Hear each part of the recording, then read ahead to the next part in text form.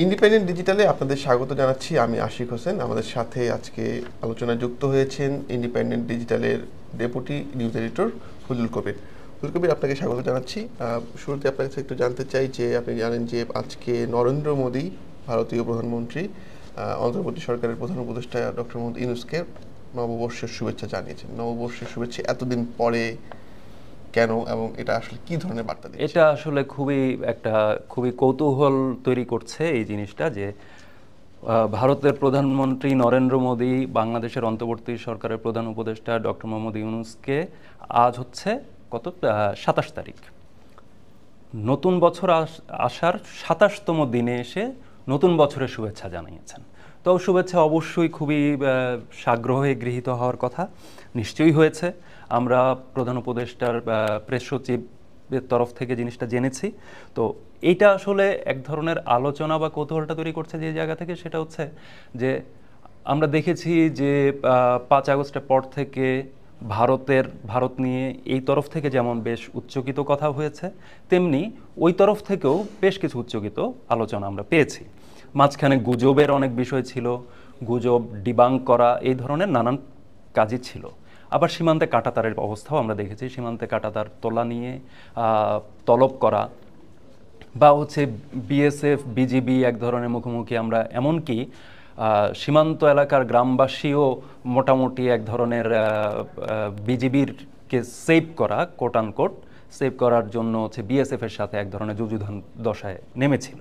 তো এরকম একটা পরিস্থিতিতে আমরা 27 জানুয়ারি নরেন্দ্র মোদীর শুভেচ্ছা বার্তার মধ্য দিয়ে জানলাম আসলে 1 জানুয়ারি শুভেচ্ছা জানানো হয়নি। তো এটা এটা এটা প্রচণ্ড রকমের একটা ইন্টারেস্টিং ব্যাপার। তো 27 জানুয়ারি হলেও নিশ্চয়ই এটা হচ্ছে একটা স্বস্তিরও ব্যাপার, যেহেতু এক ধরনের দ্বন্দ্বমূলক অবস্থাটা ছিল। দ্বন্দ্ব এখনও নিশ্চয়ই আছে, নানান ইস্যুতেই হয়তো আছে। তো সেই ইস্যুতে এই দ্বন্দ্বের মাঝখানে এটা একটা আশার আলো দেখাচ্ছে যে প্রতিবেশীর সাথে তো সম্পর্ক, আমাদের অন্তর্বর্তী সরকারও বারবার করে বলছে যে প্রতিবেশীর সাথে সম্পর্ক অবশ্যই ভালো রাখতে হবে। আমরা আমরা বাংলাদেশের পররাষ্ট্রনীতির জায়গায় যদি দাঁড়াই, বাংলাদেশের পররাষ্ট্রনীতি সবসময় এটা ছিল যে সবার বন্ধু, কারো সাথে শত্রুতা নয়। তো ওই জায়গাটা কিন্তু অন্তর্বর্তী সরকার এসেও ভারত প্রশ্নে কিছু অভিযোগ ছিল। সাবেক প্রধানমন্ত্রী শেখ হাসিনা, তিনি হচ্ছে 5 আগস্ট যখন ভারতে পালিয়ে যান, সেটা নিয়েও হচ্ছে তাকে ফেরত আনা নিয়ে এক ধরনের দ্বন্দ্ব বিদ্যমান আমরা জানি, সেটা নিয়ে কথা চালাচালি হচ্ছে। সেটার মাঝখানে আসলে এই বার্তাটা একটা নতুন কিছু ইঙ্গিত দিচ্ছে বলে মনে হয়। একটা বিষয় যে আপনি বলছিলেন যে সীমান্ত নিয়ে এক ধরনের উত্তেজনা ছিল, এবং আমরা দেখেছি যে অন্তর্বর্তী সরকারের উপদেষ্টা আসিফ নজরুল কিন্তু শুরু থেকেই এই ইস্যুগুলোতে অনেক বেশি সোচ্চার ছিলেন। বিশেষ করে তিনি তার ভাষায় ভারতীয় আধিপত্যবাদকে যাতে না থাকে সেই বিষয়টা নিয়ে প্রতিবাদ জানিয়ে আসছিলেন। সীমান্ত হত্যা সহ অনেক ইস্যুতে তিনি কথা বলেছেন। ভারতীয় হাইকমিশনে গত সম্প্রতি একটা অনুষ্ঠান হয়েছে ভারতের প্রজাতন্ত্র দিবসে, সেখানে কিন্তু তিনি উপস্থিত হয়েছিলেন, এবং এটা নিয়ে বেশ সমালোচনাও হচ্ছে যে তিনি কেন সেখানে গেলেন।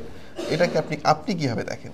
না, এটা তো আসলে হচ্ছে যে একটা হচ্ছে প্রথম দিককার কথা আমি বললাম যে বিভিন্ন তরফ থেকেই আসলে কথা আসছিল। অন্তর্বর্তী সরকারের তরফ থেকেও বেশ এক ধরনের জোরালো অবস্থান, ভারতের বিভিন্ন নীতি নিয়ে, বাংলাদেশ ইস্যুতে বিভিন্ন নীতি নিয়ে বেশ জোরালো প্রতিবাদী একটা অবস্থান ছিল।